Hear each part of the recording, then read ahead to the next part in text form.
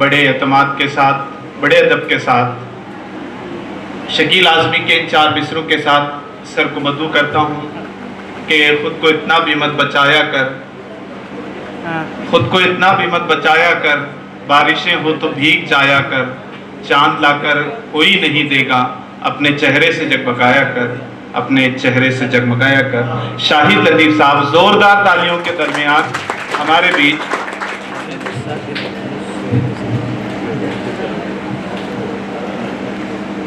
अस्सलाम वालेकुम। अस्सलाम वालेकुम। शुरू अल्लाह के नाम से जो बड़ा मेहरबान निहायत रहम वाला है।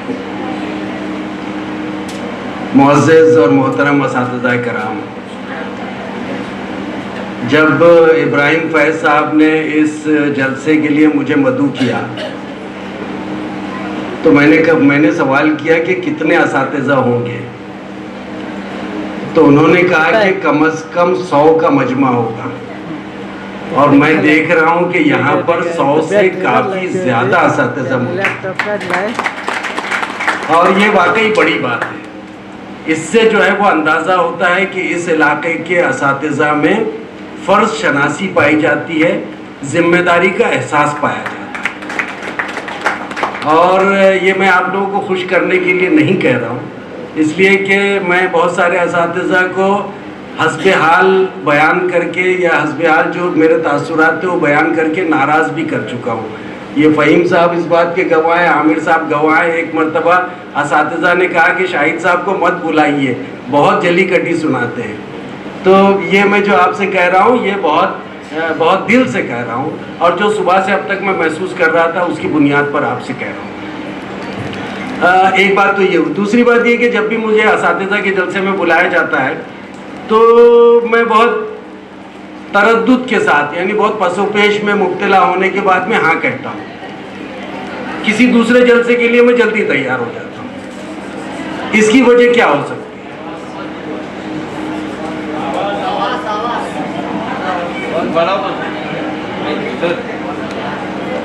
आवाज आएगी आएगी आएगी आएगी, ये आवाज आते आते आती है। तो असातिज़ा का जलसा हो तो मुझे ज़रा सा पसोपेश होता है। मैं सोचता हूँ कि मैं जाऊँ ना जाऊँ, जाऊँ तो किस बुनियाद पर जाऊँ, किस हैसियत से जाऊँ या क्यों जाऊँ। आप लोग बता सकते हैं इसकी वजह क्या हो सकती है? इसकी 2 बड़ी वजूहात हैं। एक तो ये है कि उस्ताद यानी मुअल्लिम, ये बहुत बड़ा दर्जा है, बहुत बड़ा मनसब है, बहुत बड़ी पोजीशन। कितने असातिज़ा इस पोजीशन को महसूस करते हैं मैं नहीं जानता, लेकिन ये है तो बहुत बड़ा दर्जा, बहुत बड़ा मनसब है। और इतने बड़े मनसब पे फायज लोगों के सामने जाकर बात करना यानी आलिमों के सामने जहालत की आवाज़ बुलंद करना है।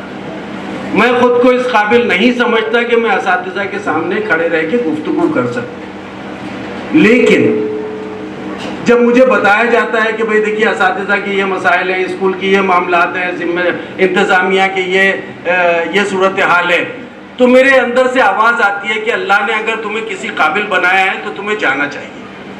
इसलिए पसोपेश के बाद मैं इस दावत को कबूल कर लेता हूँ। ये पहली बात है। दूसरी बात यह है कि जितने भी जिम्मेदारान होते हैं किसी भी अदारे के, जब वो जलसा असातिज़ा मुनक़िद करते हैं तो बहुत सारे असातिज़ा को दावत देते हैं, लेकिन جلسہ گاہ میں وہی اساتذہ پہنچتے ہیں جو خود ذمہ دار ہوتے ہیں، جو خود فرض شناس ہوتے ہیں، جو خود درد مند ہوتے ہیں۔ اب میرا سوال یہ ہے کہ آپ نے ذمہ داروں کا مجمع میرے سامنے رکھ دیا، فرض شناسوں کا مجمع سامنے رکھ دیا، تو میرے پاس میں کہنے کے لیے کیا ہے؟ یہ تو خود فرض شناس ہیں، یہ تو خود ذمہ دار ہیں، ان کے سامنے کہہ کر جو ہے وہ میں اپنا اور ان کا وقت کیوں ضائع کروں؟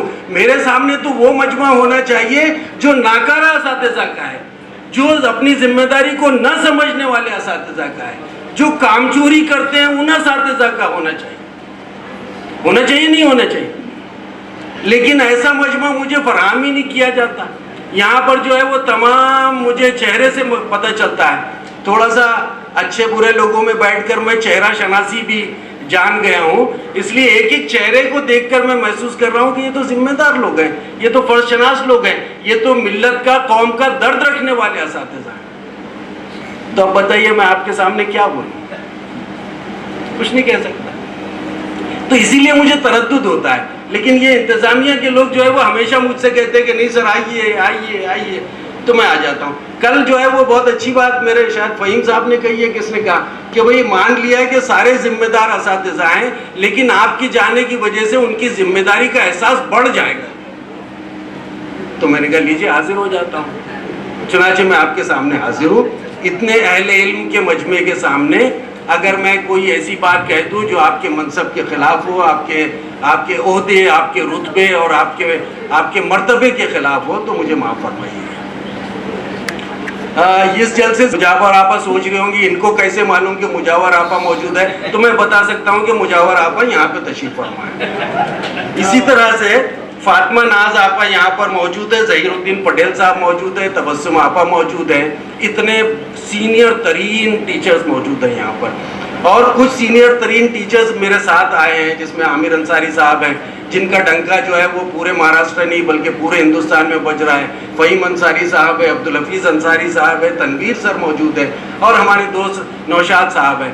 اتنے علم رکھنے والے لوگ ہمارے ساتھ موجود ہیں، تو ایسے مجمع میں مجھے زبان کھولتے ہوئے پھر کہہ رہا ہوں کہ مجھے بہت سوچنا پڑتا ہے۔ لیکن آپ یہ سوچئے کہ اگر آپ یہ محسوس کرتے ہیں کہ آپ فرض شناس ہیں،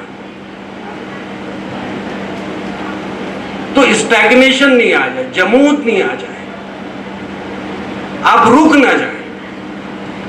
اس کے لیے ضروری ہے کہ اپنے آپ سے پوچھئے کہ ہم کتنے فرض شناس ہیں، کتنے فرض شناس ہیں۔ میں اپنے آپ سے پوچھتا ہوں کہ میں کتنا فرض شناس ہوں بحیثیت صحافی، تو میں اپنے آپ کو رینک کرتا ہوں کہ میں 40% فرض شناس ہوں۔ 40% فرض شناس ہوں، مطلب مجھے ابھی 60% محنت کرنی ہے 100% فرض شناس بننے کے لیے۔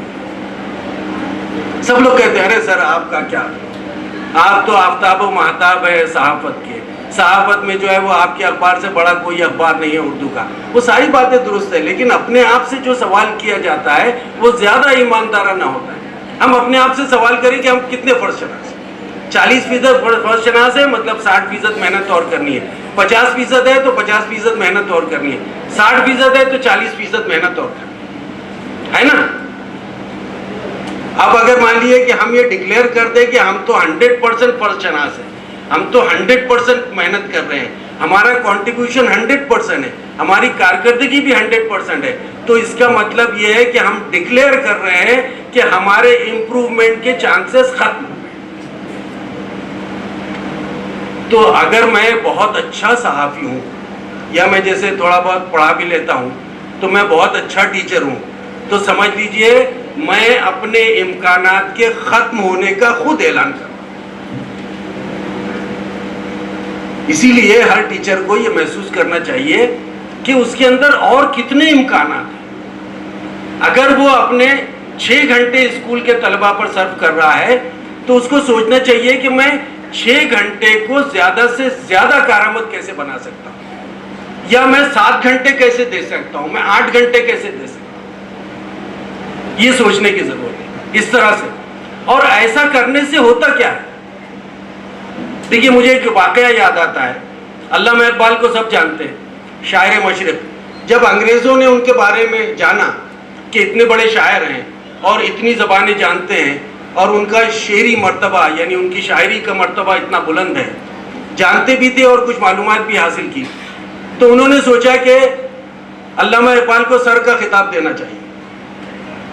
چنانچہ ان کو بتایا گیا کہ بھئی ہم آپ کو انگریزی سرکار جو ہے وہ آپ کو سر کا خطاب دینا چاہتے ہیں. اور اس زمانے میں سر کا خطاب یعنی بہت بڑی بات, اور کسی ہندوستانی کو ملنا اس سے بھی بڑی بات, کسی مسلم کو ملنا اس سے بھی بڑی بات, کسی اردو والے کو ملنا اور بھی بڑی بات.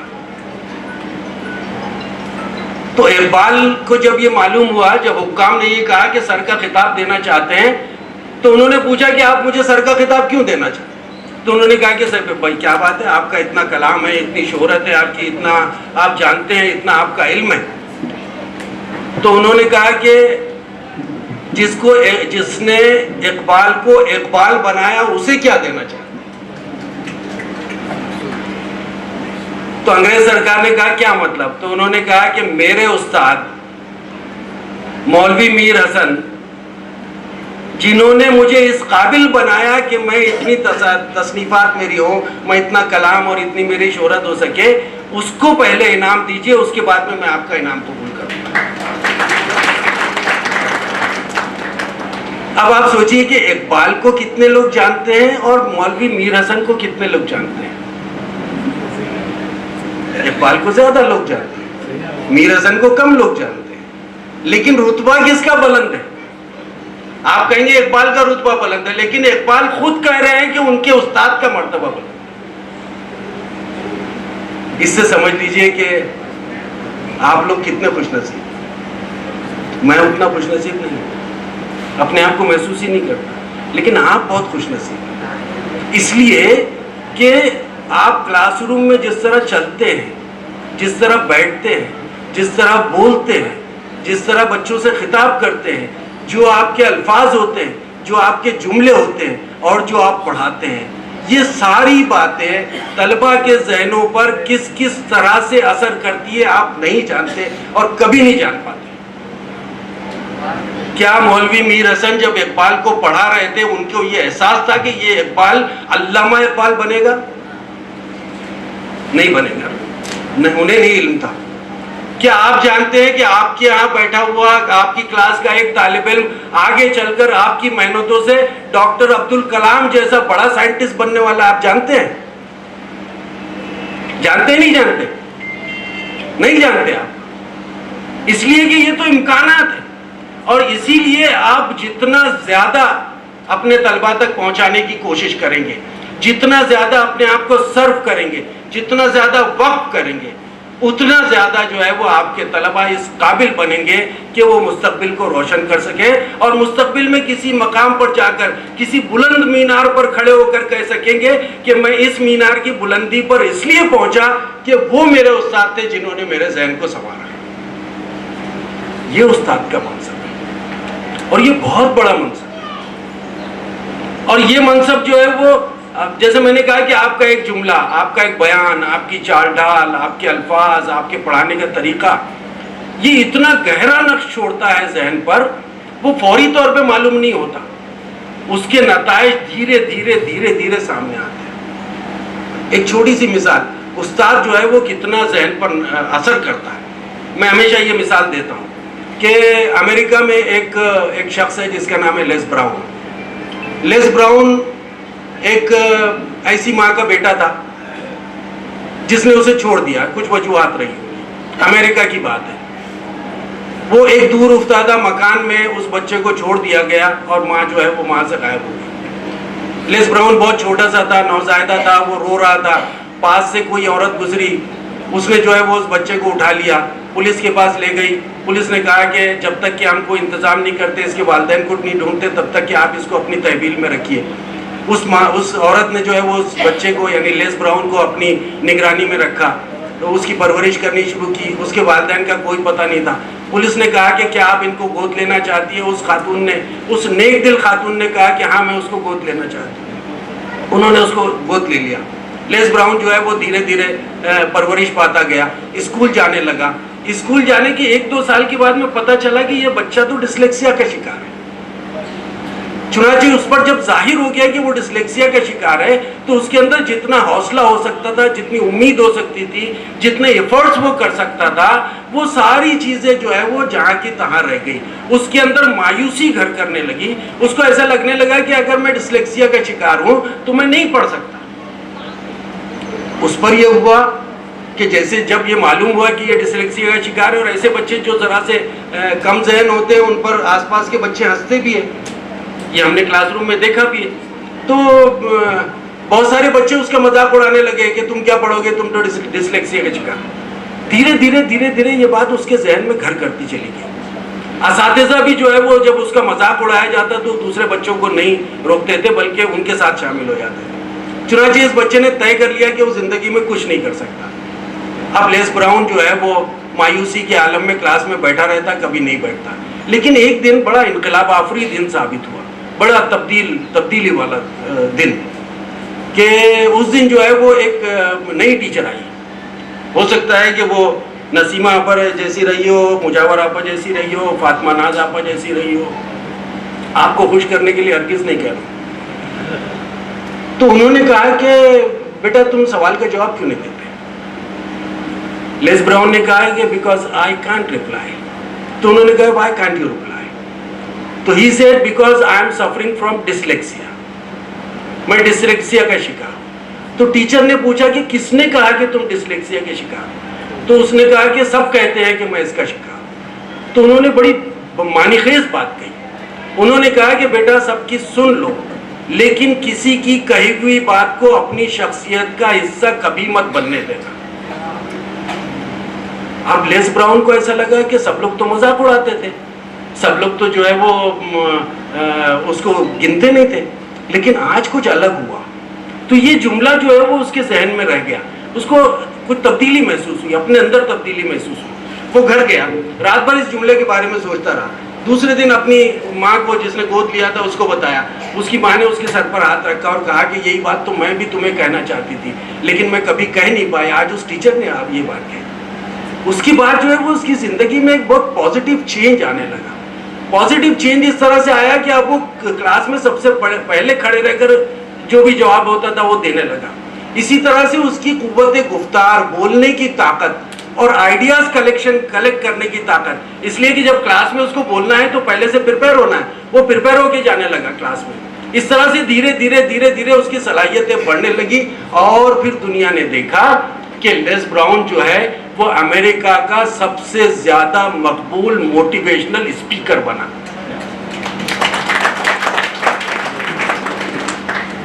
اور آپ جو ہے وہ گوگل کر کے لیس براؤن دیکھ لیجئے، LESBROWN. لیس براؤن کی پوری ہسٹری آپ پڑھ لیجئے. آپ کو لگے گا کہ اس پوری ہسٹری میں اگر کوئی ایک جملہ ہے تو وہ اس ٹیچر کا جملہ ہے جس نے اس بچے کی زندگی بدلی. آپ سوچیں، مجھے اگر میں واپس نوجوانی میں چلا جاؤں، واپس جو ہے وہ ایگزام پاس کر کے نوکری کے مارکیٹ میں آؤں اور کچھ بننے کی خواہش کروں اور مجھے کوئی کہے کہ سر آپ BEd کر لیجئے، تو میں یقیناً کر لوں گا. میں یقیناً کر لوں گا، اس لیے کہ مجھے اس کے بعد میں استاد بننے کا موقع ملے گا اور میں کلاس روم میں داخل ہونے کے قابل ہوں گا. اور یقین جانیے کہ اگر مجھے یہ موقع ملا جو شاید نہیں ملے گا تو میں اس گمان کے ساتھ، اس یقین کے ساتھ کلاس روم میں داخل ہوں گا کہ میں بھی لیس براؤن کی ٹیچر جیسا کوئی جملہ اپنی زبان سے ادا کروں گا تاکہ بچوں کی مقدر کا فیصلہ ہو جائے. تو اتنا بڑا منصب ہے آپ کا. اب آپ بتائیے کہ ہم میں سے کتنے لوگ ہیں، آپ سب ہو سکتے ہیں بھائی، لیکن ہم میں سے کتنے لوگ ہیں جو اپنے منصب کو سمجھتے ہیں؟ منصب کو سب سمجھتے ہیں، لیکن اس شدت کے ساتھ، اس گہرائی کے ساتھ وہ ہم نہیں محسوس کرتے. اب سوال یہ آتا ہے کہ سر آپ نے تو اسپیچ تو بہت اچھی دی، تقریر آپ کی ماشاءاللہ بہت اچھی تھی، لیکن سر تھوڑا سائڈ میں آئیے، مجھے سائڈ میں لے جاتے ہیں اساتذہ. اور یہ واقعہ کئی بار ہو چکا ہے. مجھے سائڈ میں لے جا کر کہتے ہیں کہ سر وہ سب ٹھیک ہے لیکن اساتذہ ہی کیوں؟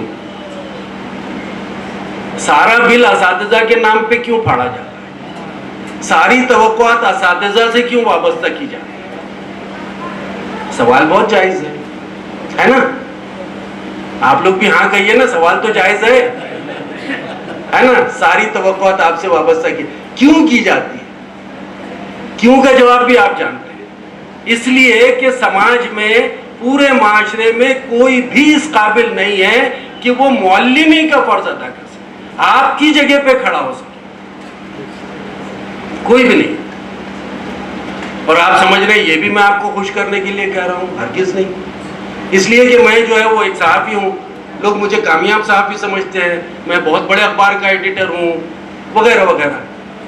लेकिन ये कि अगर आमिर सर किसी दिन मुझे बुलाए और कहे कि सर मैं ज़रा एक आधे घंटे में आता हूँ, ज़रा मेरा साइंस का पीरियड ले लीजिए आप, क्या मैं ले सकता हूँ? Aamir sir possible? नहीं ले सकता, नहीं ले सकता। इसी तरह से अगर फहीम सर मुझसे कहेंगे सर ये ज़रा अकाउंट्स 2 का पेपर है, ये ज़रा सा सॉल्व करवा दीजिए, मैं नहीं करवा सकता, है ना? इसी तरह से आप जो है वो किसी स्कूल के सदर साहब, मैनेजमेंट के सदर है ना, जिनका हुक्म आप पर भी चलता है, उनको बुला लीजिए आप, है ना, कि सर ये मराठी का लेसन जरा पढ़ा दीजिए। पढ़ा सकते हैं? नहीं। शहर के जो है वो बहुत मुमताज कोई शख्सियत है, समाजी एतबार से, माशी एतबार से, तालीमी सियासी एतबार से बहुत बाअसर शख्सियत है, जिसका डंका जो है वो चारों जानिब बजता है। आप उसको किसी दिन क्लास में बुला लीजिए कि सर ये अलजेब्रा के 2 सम करवा दीजिए, जरा करवा सकते हैं? तो जितने बड़े बड़े नाम सियासतदानों के, किसी दिन उनको क्लास में बुला लीजिए, दाल आटे का हुआ मालूम पड़ जाएगा। तो आपसे तवक्कुआत इसलिए वाबस्ता की जाती हैं कि इस मनसब के लिए आप फिट करार दिए गए, इस मनसब के शायने शान करार दिए गए, इस मनसब के लिए अहल करार दिए गए। और अहल करार देने वाला कोई ऐरा गैरा नहीं है, बल्कि बाकायदा कॉम्पिटेंट अथॉरिटीज ने आपको अहल करार दिया, तभी तो जाके अपॉइंटमेंट हुआ, तभी तो जाके अप्रूवल हुआ, है ना? कॉम्पिटेंट अथॉरिटीज ने आपको अहल करार दिया गया है। चुनांचे आप जब क्लास में दाखिल होते हैं तो पूरी अथॉरिटी के साथ में दाखिल होते हैं, कोई भी दूसरा शख्स ऐसा नहीं है। ना माँ इस अथॉरिटी के साथ में बच्चे के सामने खड़ी होती है, ना बाप खड़ा हो सकता है, ना खाला मामू खड़े हो सकते हैं, ना समाज का कोई बड़ा इस काबिल है कि वो बच्चों के सामने खड़ा हो सकता है, कोई भी नहीं है इस काबिल। तो आप ही हैं, आपने उस दर्जे की पढ़ाई की कि आप बच्चों को पढ़ाने के काबिल हो जाए, आपने वो तरबियत हासिल की कि बच्चों के जहनों पर आप दस्तक दे सकें, आपने इम्तहानात पास करके अपने आप को इस काबिल बनाया कि कॉम्पिटेंट अथॉरिटीज के सामने अपने पेपर्स देकर अपना तकर्रुर इंश्योर करवा सके। इस तरह से जो है वो आपने अपने आप को प्रूव किया क्लासरूम में दाखिल होने की अथॉरिटी हासिल करने के लिए। तो आप ही वो लोग हैं जिनसे तवक्को की जा सकती है, आप ही वो लोग हैं जो समाज में तब्दीली ला सकते हैं, इसके अलावा कोई भी नहीं ला सकता। बहुत बड़े एक मुफक्किर का कौल है कि मौल्लिमी वो पेशा है जो तमाम पेशों की मौल्लिम होता है। मौल्लिमी वो पेशा है जो तमाम पेशों का मौल्लिम होता है। अब देखिए, साइंस का बड़ा बना बच्चा, किसी मौल्लिम ने पढ़ाया उसको, बड़ा टेक्नोलॉजिस्ट बन गया, किसी मौल्लिम ने पढ़ाया उसको, खुद टीचर बना, किसी मौल्लिम ने पढ़ाया उसको। तो मौल्लिमी जो है ये बहुत बड़ा मनसब है, बहुत बड़ा मर्तबा है, जिसके तहत आप जो है वो बच्चों को पढ़ाते हैं, क्लासरूम में दाखिल होते हैं, और इसीलिए समाज आपसे बहुत ज़्यादा तवक्को करता है। मैंने एक दिन हंसते हंसते असातिज़ा के मजमे से, NCERT का एक प्रोग्राम था, वहाँ पर असातिज़ा से मैंने कहा कि भाई देखिए आप लोग कितने खुशनसीब हैं, मेरी बात महसूस कीजिए, बेटा चाय वाय बाद में दे देना।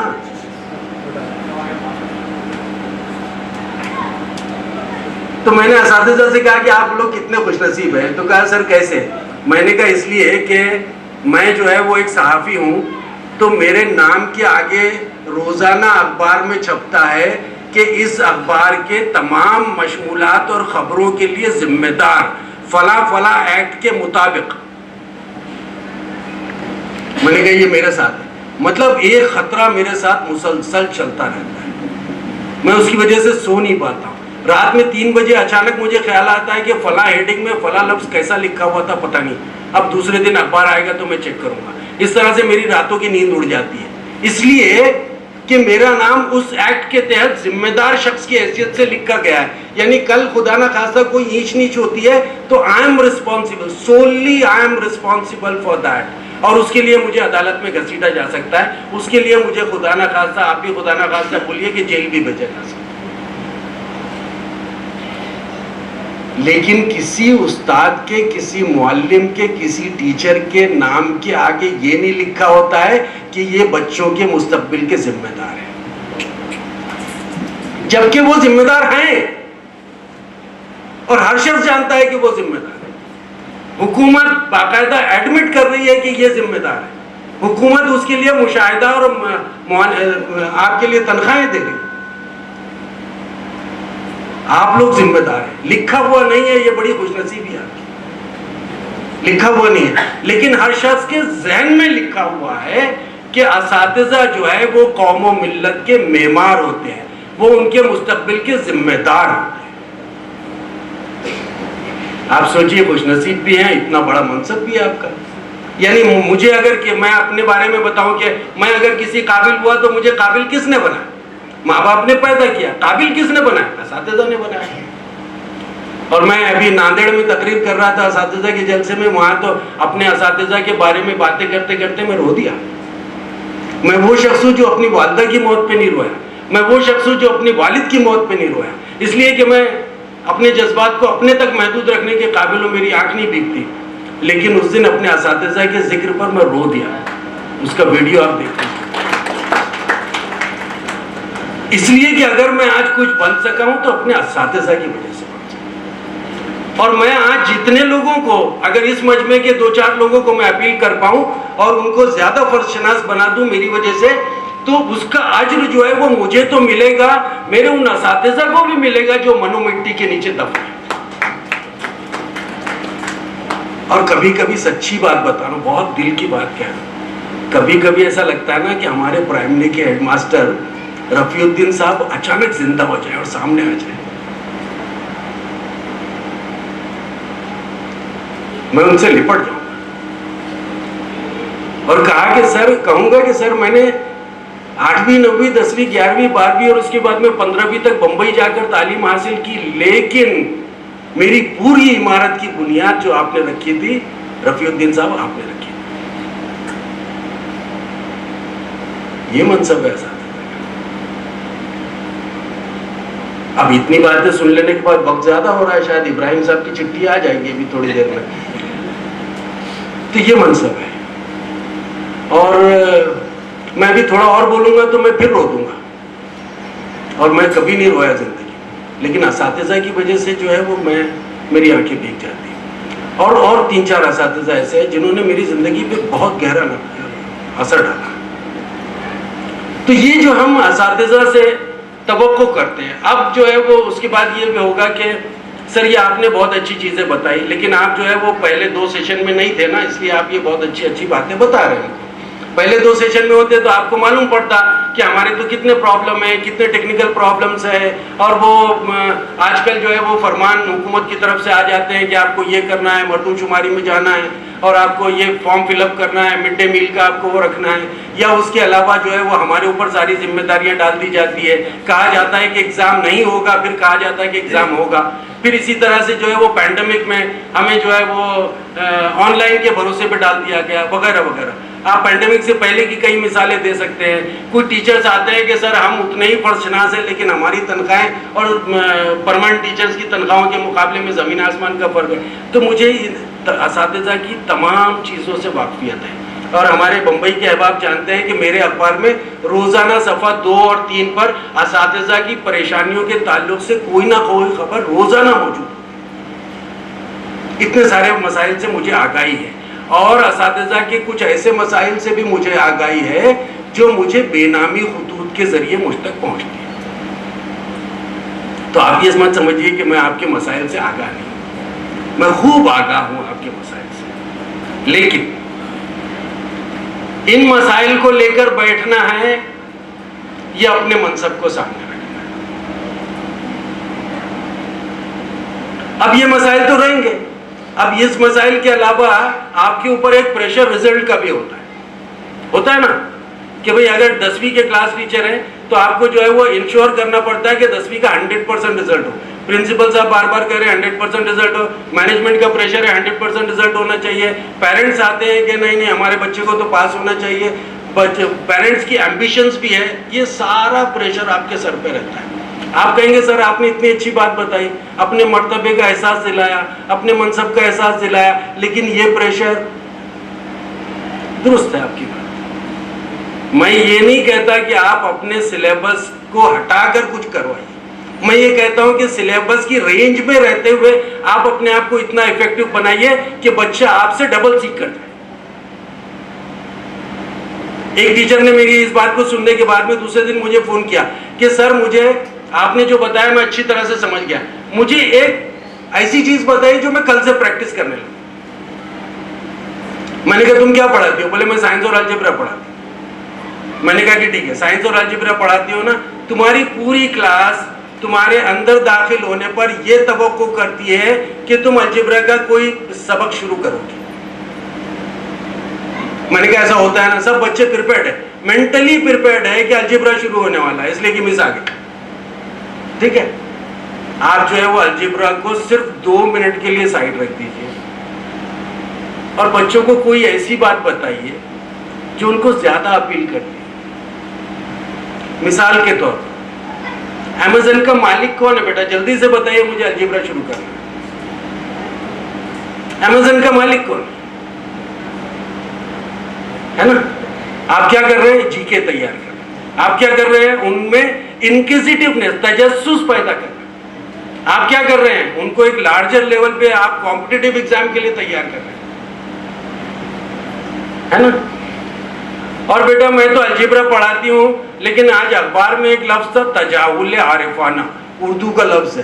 میں تو اردو اتنی زیادہ پڑھی نہیں، لیکن آپ لوگوں کو سر اردو پڑھاتے ہیں، ذرا یہ بتاؤ نا بیٹا تجاہل عارفانہ کا مطلب کیا ہے؟ تو یہ جو ہے وہ اس ٹیچر نے سنا اور کہا کہ اچھی بات ہے سر، میں کوشش کرتی ہوں۔ 8 دن کے بعد میں اس نے کہا سر یہ تو بہت ایفیکٹو فارمولا ہے۔ اب بچے بولے مجھے 2 منٹ پر رکنے نہیں دیتے، وہ کہتے ہیں کہ 5 منٹ اس کو کنٹینیو کیجئے، اس کے بعد میں الجبرا پڑھیں۔ تو میں نے کہا 2 مہینے کے بعد میں نے اس سے پوچھا کہ تم نے کیا کیا کروایا؟ بولے میں نے بہت سارے ایبریویشنز ان کو سکھا دیے، مطلب یونیسکو کا فل فارم کیا ہے، یو این او کا فل فارم کیا ہے، یہ ساری چیزیں میں نے ان کو سکھا دی۔ میں نے ان کے بہت سارے سائنٹسٹوں کے نام ان کو یاد کروا دیے، میں نے جو ہے وہ کئی بڑے انڈسٹریلسٹ کے نام ان کو بتا دیے وغیرہ۔ اور یہ کام صرف 2 منٹ میں ہو رہا ہے، صرف 2 منٹ میں ہو رہا ہے۔ میں یہ ہمارے فہیم صاحب اس بات کے گواہ ہیں، میں اپنی بڑائی نہیں کرتا، لیکن میں جرنلزم میں جب بچوں کو پڑھاتا ہوں تو جرنلزم پڑھاتا ہوں، میں تو یہ 2 منٹ بھی نہیں دیتا، جرنلزم پڑھاتا ہوں کہ بھئی what is news writing, feature writing کیا ہوتی ہے، نیوز اور فیچر میں ڈفرنس کیا ہوتا ہے، ایڈز کیا ہوتے ہیں، کلاسیفائڈ ایڈ کیا ہوتا ہے، ڈسپلے ایڈ کیا ہوتا ہے، یہ ساری چیزیں میں ان کو سکھاتا ہوں جو کہ بہت ٹیکنیکل ہے۔ لیکن اپنے ایکسپلینیشن کے دوران میں کچھ ایسی چیزیں کر جاتا ہوں کہ اس کے بعد طالب علم مجھے آ کر پوچھتا ہے کہ سر وہ جو فلاں بات آپ نے کہی تھی وہ کیا؟ اس کا مطلب یہ ہے کہ میں نے ان کے ذہن کو دستک دی، میں نے ان تک کوئی بات پہنچا دی، اور وہ اب مجھ سے آ کر پوچھ رہے ہیں، اور میں یہی چاہتا تھا کہ کلاس کے بعد میں مجھ سے آ کر مجھے گھیر لے اور مجھ سے پوچھے کہ آپ نے جو فلاں بات بتائی تھی وہ کیا تھی۔ تو اس طرح سے کر سکتے ہیں۔ میں جانتا ہوں آپ کے اوپر بہت پریشر ہے، لیکن یہ تو پریشر ریلیز کرنے کا طریقہ ہے۔ میں اپنا پریشر ریلیز کرنے کا طریقہ بتاؤں، مجھے دیکھ کر بہت سارے لوگ جو ہے وہ عبرت حاصل کرتے ہیں کہ بھئی اتنی محنت نہیں کرنا چاہیے کہ آدمی شاہد لطیف ہو جائے، ایسا کہتے ہیں لوگ۔ پائے طاؤس پے خامے مانی مانگے۔ اب آپ نے شعر سنا، غالب کا شعر ہے، سب کے سر سے اوپر چلا گیا۔ لیکن اگر آپ اس کو عادت بنا تو میری طرح یہاں کھڑے رہ کر آپ جو ہے وہ اساتذہ کو امپریس کر پائیں گے. پہلا بڑا فائدہ مادی فائدہ. دوسرا فائدہ نقش ناز کیا ہوتا ہے؟ تھوڑا سا ادھر ادھر دیکھ لیا, ریختہ والا ہے, نقش ناز کے اوپر کلک کرو تو وہ میننگ آ جاتے ہیں. 2 منٹ کا کام. نقش ناز, چلو ٹھیک ہے, نقش ناز کے معنی معلوم پڑ, میں آپ کو بتانے نہیں جا رہا. تو IAS کا پریلیمنری پاس کر چکا, مین پاس کر چکا, اس کے بعد میں انٹرویو, گروپ ڈسکشن ہو گیا, انٹرویو کے لیے گیا. انٹرویو کے لیے گیا تو انٹرویور جو 4 حضرات بیٹھے ہوئے تھے, انہوں نے دیکھا کہ یہ مسلم لڑکا ہے تو اس سے دھارمک سوال کرنا چاہیے. تو انہوں نے کہا کہ بیٹا ہم آپ سے صرف ایک سوال کریں گے اور اسی پر آپ کو پاس فیل کر دیں گے. سوال یہ ہے کہ آپ اپنے خلفائے راشدین کے 4 نام ترتیب کے ساتھ بتائیے. کس لیول پہ پوچھا جا رہا ہے سوال, اور کون سا سوال پوچھا جا رہا ہے؟ اپنے خلفائے راشدین کے 4 نام ترتیب وار بتائیے. بچہ کنفیوز ہوا, مجھے حضرت علی کا نام تو معلوم ہے اور کیا ابو بکر کا نام معلوم ہے, اور کنفیوز ہو گیا اور فیل ہو گیا. وہ 4 نام ہی نہیں بتا سکا, جبکہ سوال یہ تھا کہ 4 نام ترتیب وار بتائیے. سلیبس پہ دھیان دلا کر جو ہے وہ اس کو اتنے بڑے مرتبے تک بھیج دیا, لیکن بچے کی زندگی میں بہت سارے ویکیوم رہ جاتے ہیں, بہت سارے خلا رہ جاتے ہیں. اس خلا کو ہم 2 منٹ کے ذریعے پور کر سکتے ہیں. اور بچوں کے اندر مطلب ان کا کانفیڈنس لیول اتنا ہائی کر سکتے ہیں ہم کہ ہمیں خود تعجب ہوگا کہ ہمارا بچہ کہاں سے کہاں پر پہنچ گیا. تو میں مانتا ہوں کہ طلباء کے مستقبل کے لیے والدین بھی ذمہ دار ہیں, اسکول بھی ذمہ دار ہے, اسکول کا انتظامیہ بھی ذمہ دار ہے, معاشرہ بھی ذمہ دار ہے. لیکن سب سے زیادہ ذمہ دار, سند یافتہ ذمہ دار اگر کوئی ہے تو وہ استاد ہے. اور استاد, میں صرف 2 منٹ کی درخواست آپ سے کرتا ہوں کہ اپنے کلاس روم میں 2 منٹ کا ایسا جال بچھا دیجئے کہ آپ کے بچے جو ہے وہ بہت زیادہ اسمارٹ ہو جائیں, بہت زیادہ کانفیڈنٹ ہو جائیں. میں امید کرتا ہوں کہ آپ میری باتوں پہ توجہ دیں گے, اور اس کے ذریعے انشاءاللہ ہمارے کلاس روم میں ایسا انقلاب آئے گا, ایسا ذہنی انقلاب آئے گا کہ ایک ایک بچہ کھڑے رہ کر کہے گا کہ مجھے فلاں ٹیچر نے پڑھایا ہے, مجھے فلاں سر نے پڑھایا ہے. اور میں سمجھتا ہوں کہ انشاءاللہ وہ دن آئے گا. بہت بہت شکریہ. وآخر دعوانا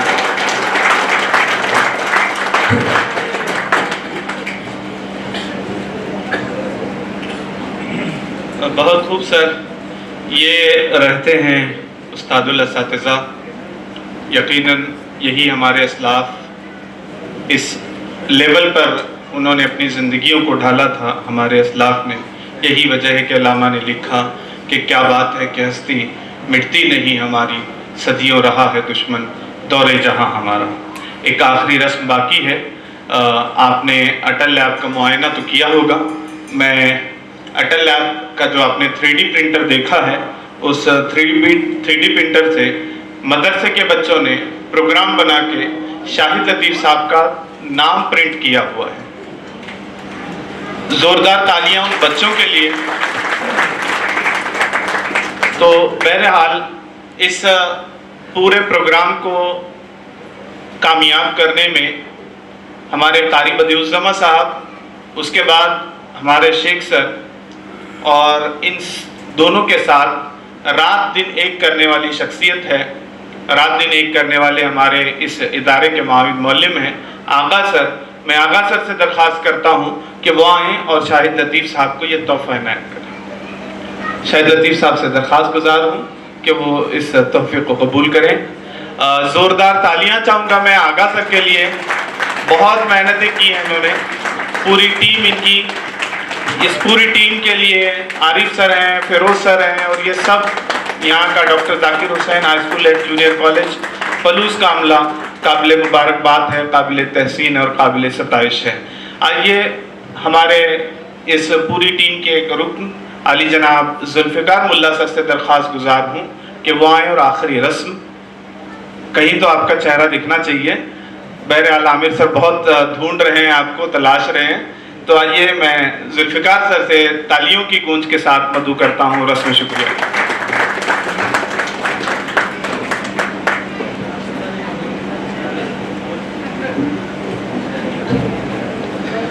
अस्सलाम वालेकुम व रहमतुल्लाहि व बरकातहू। जी जवाब अस्सलाम वालेकुम व रहमतुल्लाहि व बरकातहू। माशाअल्लाह, अल्लाह के फजल और करम से और आप सभी की दुआओं की बरकतों से आज का इजलास तकरीबन कामयाबी के रुख तक पहुंचा हुआ है। ज़्यादा वक्त नहीं लेते हुए हम जिस उन्वान के तहत आज जुड़े थे, मैं और हमारी टीम और आप सब खुसूसी तर्ज पर मोहतरम जनाब शाहिद लतीफ़ साहब, एडिटर रोज़नामा इनकलाब, इनका तहे दिल से शुक्रिया अदा करते हैं कि इन्होंने अपना कीमती वक्त, मैंने तो सिर्फ नाम सुना था और यूट्यूब पर वीडियोस देखे थे सर, लेकिन आज पहली मर्तबा आपसे मिलने का, रूबरू होने का मौका मिला। ये अल्लाह की हमारे ऊपर एक अहम इनायत है कि अल्लाह पाक ने ये मौका हम सबको मैसर फरमाया। और साथ ही साथ हमारे साथी, हमारे दोस्त, जिनका मैसेज मुझे रोज़ आता है और जिनकी एक्टिविटीज़ देखकर मैं रोज़ इंस्पायर होता हूँ, ऐसे हमारे दोस्त Aamir Ansari sir, HM Madani high school Jogeshwari, साथ ही साथ उनकी टीम में तनवीर सर, फहीम अंसारी सर और दीगर मेहमान खास और ख़ास मेरे हाई स्कूल के सदर मुदर्रिस, जिनसे मैं हमेशा इंस्पायर होता रहता हूँ और जिनकी वजह से मैं आज मौलवी बना, वो हमारे अल-नसीर मोमिन सर। इन तमाम का मैं तहे दिल से शुक्रिया अदा करता हूँ हमारी टीम की जानिब से, और खुसूसी शुक्रिया मैं अदा करना चाहूँगा मदरसे की जानिब से। जामिया इस्लामिया इशातुल उलूम अक्कल कुआ के शाख मदरसा हज़रत अली बिन अबी तालिब रज़ी अल्लाह तआला अन्हु पलुस और doctor Zakir Hussain residential Urdu school and junior college Palus, इनके तमाम अमले की जानिब से हम आप सभी आए हुए मेहमान खास का शुक्रिया अदा करते हैं तहे दिल से। और अगर हमारी सर कुछ खिदमत में या कुछ अगर कमी पेशी रही होगी तो हम आपसे माजरत चाहते हैं। और आपने हमारी दावत को लब्बैक कहकर आपने हमारे इस छोटे से प्रोग्राम में आप आए और आपने हमें हमारी हिम्मत अफजाई फरमाई, कि इसलिए मैं आप सब का तहे दिल से शुक्रिया अदा करता हूँ। और इस प्रोग्राम का यहाँ पर इख्तिताम होता है। उसके पहले एक चंद ऐलानात सुन लें और फिर यहाँ से असरज़ाए कराम से गुजारिश है कि वो अटल लैब की तरफ रवाना हो जाए। जी कुछ ऐलानात हैं। हमारे आमिर सर ने भी मुझे इस बात की तरगीब दिलाई है। शाहिद लतीफ़ साहब, आमिर सर का तो मामला ऐसा है कि रोज़ाना एक उनकी स्कूल के लिए प्लान होता है। गालिब ने कहा था कि आते हैं गैब से ये मज़ामी ख्याल में, गालिब शरीर खामा नवाए सरोश है। यकीनन ऐसा कुछ हाल आमिर सर का है। मुझे नहीं पता, मैं आज तक समझ नहीं पाया कि इतने इनोवेटिव आइडियाज़ कहाँ से आते हैं, इतनी तख्लीक़ात कहाँ से आती हैं, और ये रोज़ की यकीनन ये मज़ामी गैब से आते हैं। उन्होंने एक बात मुझे ऐलान करने के लिए कही है कि हम असातिज़ा कराम सांगली, सतारा, कोल्हापुर और रत्नागिरी से आए हुए तमाम असातिज़ा कराम में से हमारी टीम के साथ या वॉलंटियर्स के हैसियत से अगर कोई काम करना चाहते हैं तो उनसे मेरी गुजारिश है कि वह आगा सर के पास अपना नाम लिखवाएं। हम इंशाअल्लाह आमिर सर की निगरानी में एक मजबूत तरीन टीम यहाँ पर तैयार करेंगे जो इन अजला में बड़ी मुस्तैदी के साथ इंशाअल्लाह काम करेंगे। और उसके अलावा आमिर सर, हमारी इस प्रोग्राम लेने के पीछे भी मकसद यही था कि हम कुछ ऐसे 10-12 प्रोग्राम तय करें, कुछ टीम बनाएं हर डिपार्टमेंट की, जैसे कल्चरल का डिपार्टमेंट है, स्पोर्ट्स का डिपार्टमेंट है, या कोई सब्जेक्ट वाइज कमेटी है। ऐसी कमेटियां बनाकर पूरे 3-4 अजला में आप जैसे रहबर और हमारे जो बुजुर्ग हैं, हमारे रहबर हैं शाहिद लतीफ़ साहब की निगरानी में ऐसा कुछ फ़आल तरीके से कुछ काम करने की कोशिश करें, जिसका यकीनन फ़ायदा हमारे तलबा को होगा। इसमें कोई तंजीम, कोई अदारा, कोई कुछ नहीं है, बल्कि सिर्फ एक टीम काम करेगी जो सिर्फ और सिर्फ हमारे तलबा, असातिज़ा और उर्दू स्कूलों को आगे ले जाने का काम करेगी। और कुछ है ना, चाय का नज़्म किया गया है। बहरहाल मैं सबसे मज़ीद एक मरतबा बिलखुसूस सदर मुदर्रिसीन से और बिलखुसूस मेरे सदर मुदर्रिस साहब से, कि जिन्होंने मुझे इतना काम करने का मौका इनायत किया, पूरे स्टाफ का और तमाम सदर मुदर्रिसीन का, पूरे असातिज़ा का शुक्रिया अदा करते हुए यहाँ पर रुकता हूँ कि जो कुछ बयां हुआ वो आका से बाप था, ये किस्सा तमाम अभी ना तमाम है।